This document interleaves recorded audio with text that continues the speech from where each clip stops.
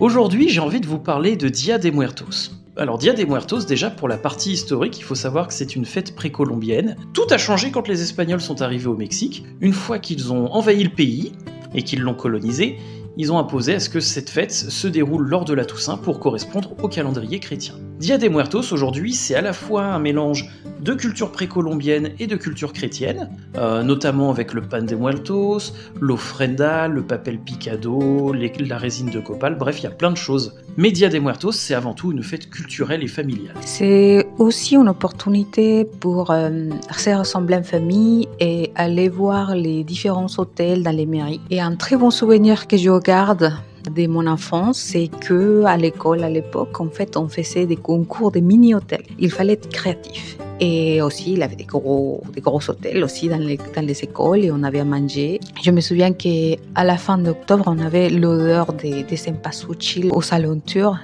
Et c'était magnifique. C'est magnifique, il faut vraiment le vivre pour comprendre. Du coup, vous l'aurez compris, Dia de Muertos se fête de plein de façons différentes. Par exemple, Oaxaca, c'est très bien. Pour le coup, ils ont des très belles décorations, des très belles célébrations. Et comme je disais plus tôt, tous les États du centre du Mexique, sur le plateau central, il y a vraiment des choses chouettes à voir. Bref, Dia de Muertos, c'est pas juste un moment de fête culturelle, c'est aussi un moment de partage familial.